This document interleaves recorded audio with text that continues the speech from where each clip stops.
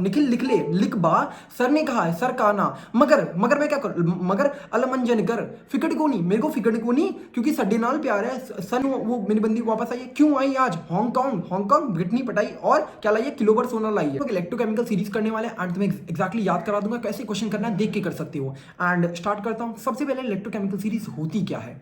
Electrochemical series particular elements होता है, उनका ऑर्डर होता है, जो कि वो ऑर्डर से तुम बता सकते हो किसी का रिडक्शन पोटेंशियल कितना, ऑक्सीडाइजिंग पोटेंशियल कितना है, कोई रिएक्शन फिजिबल होगी या नहीं, वो सब बता सकते हो। तो स्टार्ट करते हैं इलेक्ट्रोकेमिकल सीरीज याद कैसे करनी है। तो कहानी कुछ ऐसी है कि मेरे प्रोफेसर ने मुझको असाइनमेंट दिया है, असाइनमेंट लिख के आना निखिल, एंड मैं ये असाइनमेंट लिखने की जगह मैं टूथब्रश ये सब कर रहा हूँ, ठीक है, टूथब्रश कर रहा हूँ और मेरे को टेंशन भी नहीं है। क्यों टेंशन नहीं जानता, क्योंकि मेरी जो बंदी है वो कहीं पर घूमने गई है एंड उसको कुछ उधर से उसके चाचा ताऊ रहते हैं, उसको क्या नाम है बहुत ज़्यादा गोल्ड ला के दिया है, ठीक है, ये कहानी है। अब याद करते हैं। तो मेरे को क्या बोला जा रहा है, मेरे फ्रेंड बोला है लिख बा निखिल, लिख बा, लिख ले, क्या बोला, लिख बा मतलब निखिल लिख ले कुछ असाइनमेंट, लिख बा सर ने कहा है, लिख बा सर का ना, लिख बा सर ने कहा है, लिख बा सर का ना, मगर अलमंजन कर, मगर मैं क्या करूं, अलमंजन कर, लिख बा लिख ले, सर ने कहा है, सर का ना, मगर अलमंजन कर, ठीक है। फिर मैं क्या बोलता हूँ, यार मेरे को फिक्र को नहीं, मेरे को कोई फिक्र नहीं होती, मैं क्या बोला, फिक्र को नहीं, फिक्र को नहीं, क्यों, क्योंकि मेरा फ्यूचर तो सिक्योर है, साडे नाल प्यार है, साडे नाल प्यार है, ठीक है। लिख बा निखिल लिख ले, लिख बा क्यों लिख रहा है, क्योंकि सर ने कहा, सर का ना, मगर अलमंजन कर, मैं ब्रश कर रहा हूँ क्योंकि मेरे को टेंशन नहीं, फिक्र को नहीं क्योंकि साडे नाल प्यार है, साडे नाल प्यार है मतलब लव है, तो उधर उसके पास पैसा है, ठीक है, ऐसा है, गोल्ड डिगर है, ठीक है ना, गोल्ड डिगर नहीं मतलब उसके पास पैसा है ना, ठीक। अब क्या बोलेंगे, अब मैं प्यार है, ठीक है, इतना तो पता चल गया प्यार है ना। अब मैं इसको कैसे, अब आगे का कैसे याद करेंगे।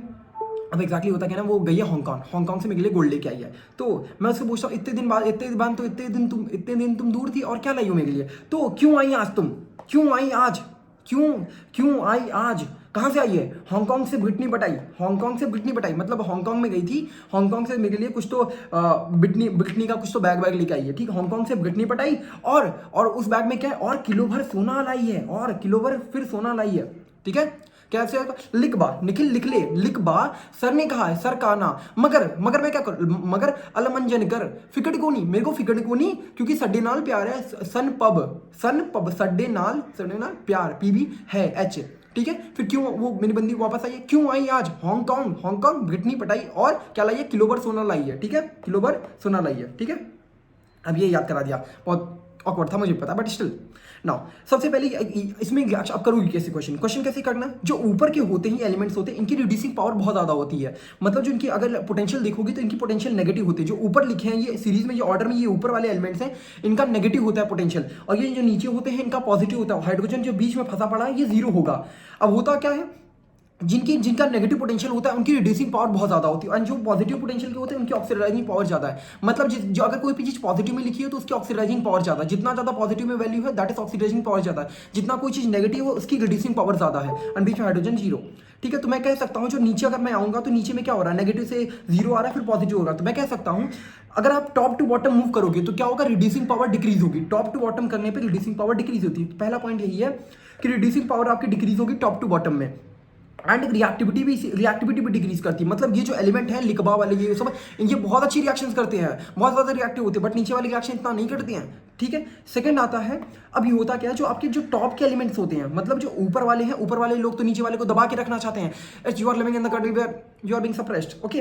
तो आप क्या करोगे, जो ऊपर वाले एलिमेंट्स होंगे वो दूसरे के सॉल्ट को भगा सकते हैं, मतलब जिसके पास ज़्यादा पैसा वो दूसरी बंदी पटा लेके जाएगा, ठीक है। तो क्या करोगे, जैसे यहाँ पर जिंक है तो जिंक है और यहाँ पर आपके पास कॉपर है, ठीक है, लेट्स से हमारे पास कॉपर यहाँ पर है, अगर आपके पास जिंक मेटल है और कॉपर का सल्फेट का सॉल्यूशन आपके पास सॉल्ट है, तो क्या करेगा, जिंक तो ऊपर आता है, इस रिएक्टिविटी सीरीज में जिंक ऊपर आता है, तो क्या आएगा, कॉपर सल्फेट को कॉपर को लात मार के भगा देगा और बना लेगा जिंक सल्फेट, ठीक है, समझ गए।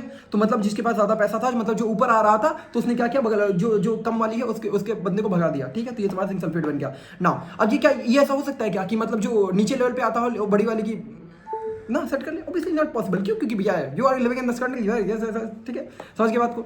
जो ऊपर वाला आता है वो नीचे वाले को सॉल्ट को भगा के लात मार के भगा देगा, लेकिन नीचे वाला ऊपर नहीं कर सकता है, बट ये आपने देखा मेटल डिस्प्लेसमेंट है, मेटल मतलब बिल्कुल ऐसा रियलिटी वाली चीज है, रियलिटी वाली चीज मेटल, मेटल डिस्प्लेसमेंट।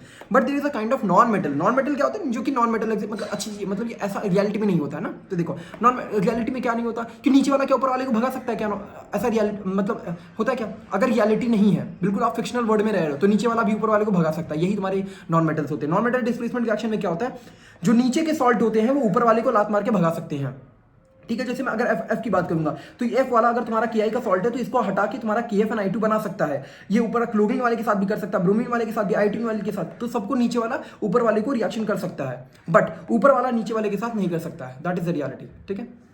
समझ गए। नॉन मेटल डिस्प्लेसमेंट रिएक्शन में क्या है, जो नीचे वाले जो सॉल्ट है ऊपर वाले को हटा के बना सकते हैं सॉल्ट, बट अगर मैं क्लोरीन की बात करूंगा तो क्लोरीन वाला ब्रोमीन को हटा के आयोडीन को हटा सकता है सॉल्ट में, बट क्लोरीन वाले को नहीं कर पाएगा, ठीक है। ये होती है non metal displacement reaction. Next आता है रिएक्टिविटी की बात करें तो top to bottom reactivity decrease करती है, एंड थर्मल स्टेबिलिटी भी आपकी डिक्रीज करेगी टॉप टू बॉटम में। तो आप कह सकते हो टॉप टू बॉटम में आपका क्या होगा, क्या क्या चीजें होंगी, रिएक्टिविटी भी डिक्रीज करेगी एंड थर्मल स्टेबिलिटी भी डिक्रीज करेगी।